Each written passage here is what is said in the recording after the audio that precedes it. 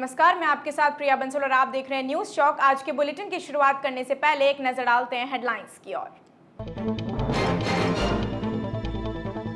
Siddaramaiah Karnataka CM, DK Shivakumar deputy CM बने। 8 विधायकों ने मंत्री पद की शपथ ली।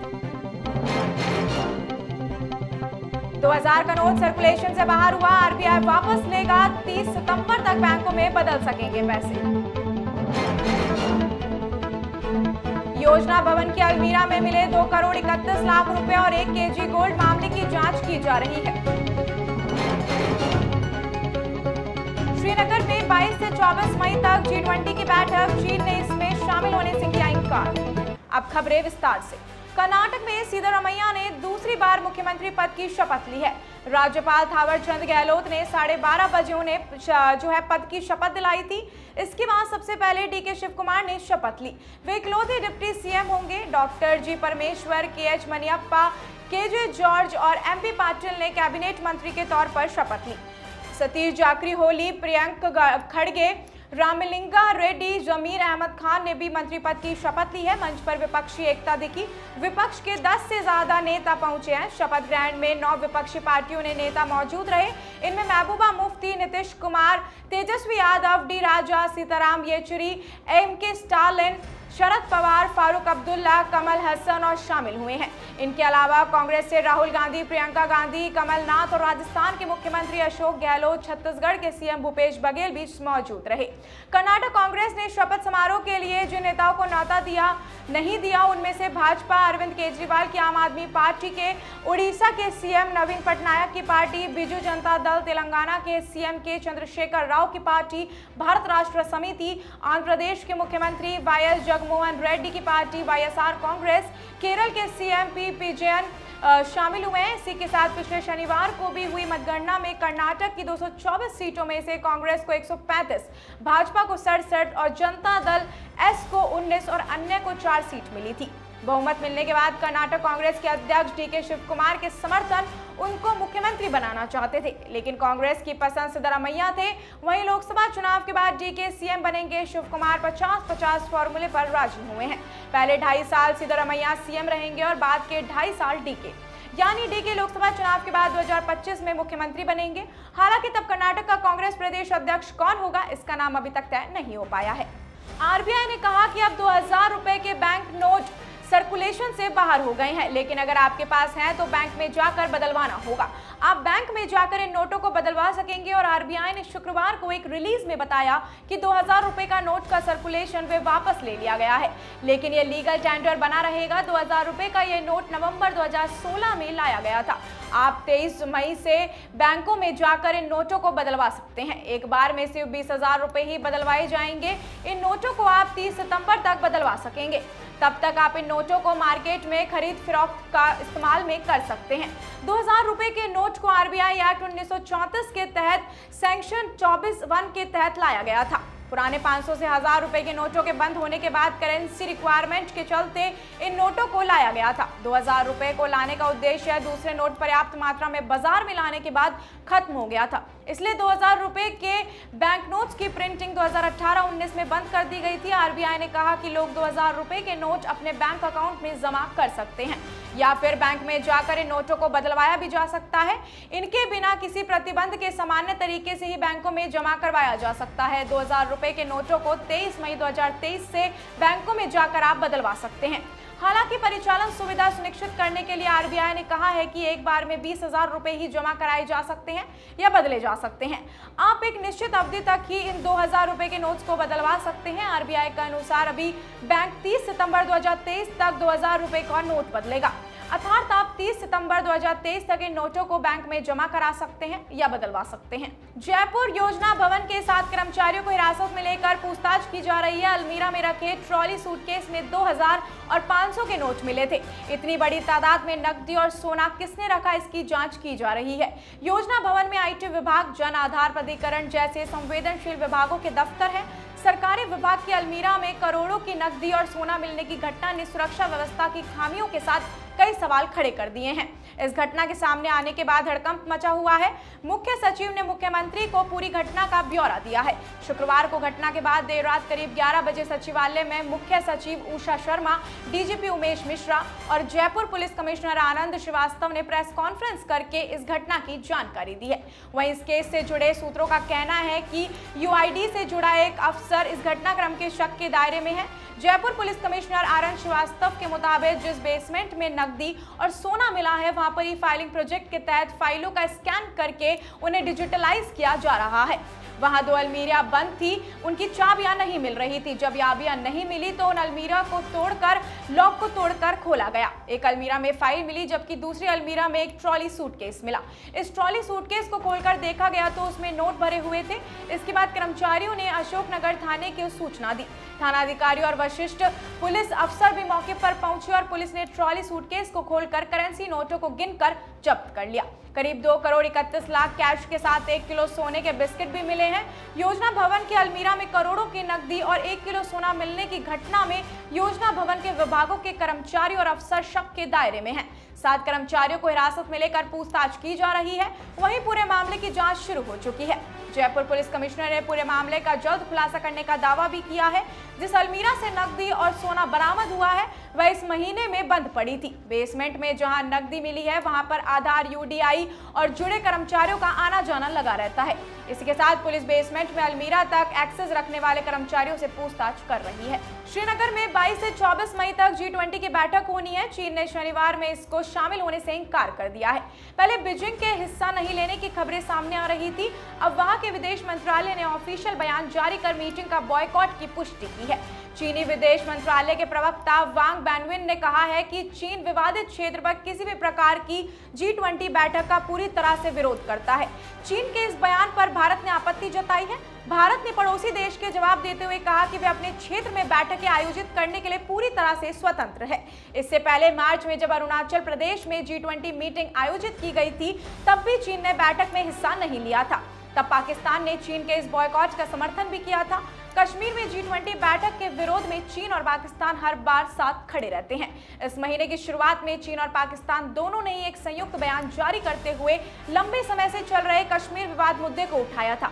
पाकिस्तान के बचाव में उतरते हुए चीन ने कहा था कि भारत और पाकिस्तान के बीच कश्मीर विवाद काफी समय से अटका हुआ है और किसी भी एक तरफा कार्रवाई से बचते हुए इसे संयुक्त राष्ट्र के प्रस्तावों के अनुसार हल किया जाना चाहिए। एक तरफ जहां चीन और पाकिस्तान इस बैठक से दूरी बना रहे हैं, वहीं कुछ देश और भी हैं जिन्होंने मीटिंग में शामिल होने के लिए रजामंदी नहीं दी है। मंत्रालय ने शुक्रवार को बताया कि चीन के अलावा तुर्की और सऊदी अरब ने भी श्रीनगर में G20 टूरिज्म ग्रुप की बैठक में हिस्सा लेने के लिए रजिस्ट्रेशन नहीं करवाया है। रजिस्ट्रेशन की आखिरी डेट 22 मई है और तुर्की और सऊदी अरब दोनों OIC के सदस्य हैं। ये देश पाकिस्तान की तरह जम्मू कश्मीर में कथित मानवाधिकारों के उल्लंघन के लिए भारत पर आरोप लगाते रहे हैं। हालांकि 3 G20 सदस्य देशों की अनुपस्थिति को G20 बैठक की मेजबानी करने के बाद भारत के निर्णय के संदर्भ में 3 देशों द्वारा एक रणनीतिक कदम के रूप में देखा जा रहा है, क्योंकि अगस्त 2019 में धारा 370 हटाने के बाद से जम्मू और कश्मीर में पहला बड़ा इंटरनेशनल प्रोग्राम है। गुजरातियों को ठग कहने के मामले में बिहार के डिप्टी सीएम तेजस्वी यादव के खिलाफ आज अहमदाबाद के मेट्रो कोर्ट में सुनवाई होगी। इससे पहले 8 मई को हुई सुनवाई में कोर्ट ने शिकायतकर्ता को सबूतों के साथ कोर्ट में पेश होने का आदेश दिया था। आज की सुनवाई के बाद कोर्ट तय करेगा कि तेजस्वी यादव को समन भेजा जाए या नहीं। डिप्टी सीएम ने गुजरातियों को ठग कहा था। इसके बाद गुजरात के व्यापारी हरेश मेहता ने बयान पर आपत्ति जताते हुए केस दर्ज करवाया था। कोर्ट ने इस केस में सुनवाई के लिए पहले 1 मई की तारीख तय की थी, जिसकी अगली तारीख 8 मई तय की गई थी। सुनवाई के एक दिन पहले डिप्टी सीएम ने कहा कि उनको डराने की कोशिश की जा रही है। दरअसल बैंकों का पैसा लेकर भागे हीरा कारोबारी मेहुल चौकसी का नाम इंटरपोल के रेड नोटिस में हटा दिया गया है, जिसके बाद बजट सत्र के समय तेजस्वी यादव ने पटना में कहा था कि वर्तमान में जो हालात हैं उसे देखा जाए तो सिर्फ गुजराती ही ठग होते हैं, उनको माफ भी कर दिया जाता है। इस बयान के बाद अहमदाबाद के व्यापारी हरीश मेहता ने अपने मेट्रोपॉलिटन मजिस्ट्रेट डीजे परमार की अदालत में तेजस्वी के खिलाफ शिकायत दर्ज कराई है। 21 मार्च की तेजस्वी यादव के खिलाफ आईपीसी की धारा 499 और 500 के तहत मामला दर्ज करवाया गया था। हालांकि तेजस्वी ने अपनी सफाई में कहा था कि उन्होंने सभी गुजरातियों को ठग नहीं कहा है। तेजस्वी ने कहा था कि बैंक लोन दे देती है और पैसे लेकर विदेश फरार हो जाने वाले हर कोई कार्रवाई नहीं हो पाती है। जो लोग इस पर सवाल उठा रहे हैं उनको डराने की कोशिश की जा रही है। ये बात उन्होंने आरजेडी दफ्तर में हुए मिलन समारोह में कही थी। आर्यन ड्रग केस में नारकोटिक्स कंट्रोल ब्यूरो के पूर्व जोनल चीफ समीर वानखेड़े ने शुक्रवार को बॉम्बे हाईकोर्ट में शाहरुख खान से हुई चार्जशीट पेश की है। इसी के साथ चेक जो है वो भी पेश की गई है। इसमें शाहरुख वानखेड़े से कह रहे हैं कि उनके बेटे को जेल में ना डाला जाए। समीर वानखेड़े ने अपने खिलाफ सीबीआई एक्शन को लेकर हाईकोर्ट में याचिका लगाई है। वानखेड़े ने 2 अक्टूबर 2021 को मुंबई से गोवा जा रहे कॉलेजियल क्रूज में रेव पार्टी की सूचना मिलने के बाद छापेमारी की थी।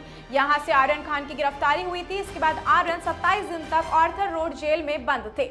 आर्यन के खिलाफ पुख्ता सबूत न मिलने की वजह से कोर्ट ने उन्हें 28 अक्टूबर को बेल दे दी थी और 30 को वे जेल से बाहर हो गए थे।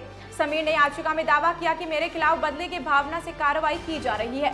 मुझ पर पहले भी करप्शन के आरोप लगे थे, तब भी सबूत नहीं मिला था।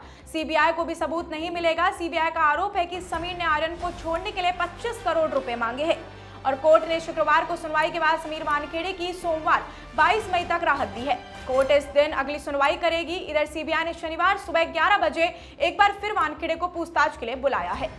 वाराणसी की ज्ञानवापी मस्जिद में मिले कथित शिवलिंग के साइंटिफिक सर्वे और कार्बन डेटिंग के आदेश पर सुप्रीम कोर्ट ने रोक लगा दी है। इलाहाबाद हाईकोर्ट के फैसले पर रोक लगाते हुए कोर्ट ने कहा कि इस मामले में संभल कर चलने की जरूरत है। हाईकोर्ट के आदेश की बारीकी से जांच करनी होगी। हाईकोर्ट के फैसले के खिलाफ मुस्लिम पक्ष ने सुप्रीम कोर्ट में याचिका लगाई थी। ज्ञानवापी मस्जिद प्रबंधन समिति की तरफ से वकील हुजैफा अहमदी ने यह याचिका दायर की थी। Chief justice DY Chandrachud, justice PS Narasimha और केवी विश्वनाथन की पीठ ने इसकी सुनवाई की थी। वहीं पर मैं बता दूं कि हिंदू पक्ष सुप्रीम कोर्ट में पहले ही क्रिएटिव दाखिल कर चुका है। इलाहाबाद हाई कोर्ट ने 12 मई को ज्ञानवापी के वुजू खाने से मिले कथित शिवलिंग की कार्बन डेटिंग और साइंटिफिक सर्वे का आदेश दिया था। हाईकोर्ट ने कहा था कि यह कैसे होगा, इस पर वाराणसी कोर्ट निर्णय लेगा। उन्हीं की निगरानी में यह काम किया जाएगा। हिंदू पक्ष की तरफ से वकील विष्णु शंकर जैन ने कहा कि कोर्ट कोई आदेश दे तो इससे पहले एएसआई सर्वे की रिपोर्ट को मंगवाकर एक बार उस पर विचार किया जाए। इस पर कोर्ट ने कहा कि हम एएसआई की रिपोर्ट को भी देखेंगे। सीजेआई ने कहा कि पहले हम परिस्थिति को देखेंगे, हमें इस मामले को बेहद सावधानी से डील करना होगा। मध्य समिति के वकील हुजैफा अहमदी ने जज की तारीफ की है और कहा कि वे स्थिति को वाकई समझ रहे हैं। सुप्रीम कोर्ट 6 जुलाई को इस मामले पर अगली सुनवाई करेगा। वहीं पर सुप्रीम कोर्ट ने कहा कि इलाहाबाद हाई कोर्ट द्वारा कार्बन डेटिंग के आदेश की अगली सुनवाई तक लागू नहीं किया जाएगा। कार्बन डेटिंग पर यूपी और केंद्र सरकार की अपना जवाब दाखिल करना होगा। सरकार ने इंटरनेशनल क्रेडिट कार्ड में विदेश में इस्तेमाल पर 20% टीसीएस लगाने का फैसला आंशिक रूप से वापस ले लिया है। अब एक वित्तीय वर्ष में इंटरनेशनल डेबिट और क्रेडिट कार्ड के माध्यम से 7 लाख रुपए तक खर्च करने पर 20% टीसीएस यानी टैक्स कलेक्टरेट एंड सोर्स नहीं लगेगा। 20% टीसीएस लगाने के सरकार के फैसले को काफी आलोचना भी हो रही थी। वित्त मंत्रालय ने इस सप्ताह की शुरुआत में 1 जुलाई से इंटरनेशनल डेबिट और क्रेडिट कार्ड के विदेश में इस्तेमाल पर 20% टैक्स लगाने की घोषणा की थी। इसके लिए 16 मई को फॉरेन एक्सचेंज मैनेजमेंट एक्ट के तहत नियमों में केंद्र सरकार ने संशोधन भी किया है। इस संशोधन के बाद इंटरनेशनल क्रेडिट कार्ड का भारत में बाहर इस्तेमाल लिबरलाइजेशन रेमिनेंट स्कीम यानी कि LRS के तहत आ गया था। यदि कोई विदेश यात्रा कर एक वित्त वर्ष में 8 लाख रुपए का कार्ड पेमेंट करता है तो उसे पूरी रकम पर 20% यानी कि 1.6 लाख रुपए TDS चुकाना होगा। 7 लाख से 1 रुपया भी ज्यादा खर्च होने की स्थिति पे पूरी रकम TCS के दायरे में आएगी। कुछ एक्सपर्ट्स का कहना है कि इससे सरकार के पास विदेश में खर्च की रियल टाइम जानकारी मिलेगी। पर्यटकों को भी फॉरेन कार्ड बनाने जैसी अतिरिक्त झंझट से मुक्ति मिल जाएगी। हालांकि अतिरिक्त खर्च होगा लेकिन उसका क्लेम भी मिल जाएगा। इस बार के बजट में सरकार ने TCS को 5% से बढ़ाकर 20% किया था। इस बदलाव के बाद क्रेडिट कार्ड का इस्तेमाल कम होने की संभावना जताई जा रही थी। इंटरनेशनल क्रेडिट कार्ड स्पेंडिंग पर केंद्र के नए संशोधित नियम की भारत पे के एक्स चीफ पर थर्ड यूनिकॉर्न के फाउंडर अश्नीर ग्रोवर ने भी आलोचना की थी। भारत सरकार एंटी कॉम्पिटिटिव प्रैक्टिस के मामले में गूगल के खिलाफ कार्रवाई करने का प्लान बना रहा है। इंफॉर्मेशन टेक्नोलॉजी के federal deputy minister Rajeev Chandrasekhar ने यह जानकारी दी है।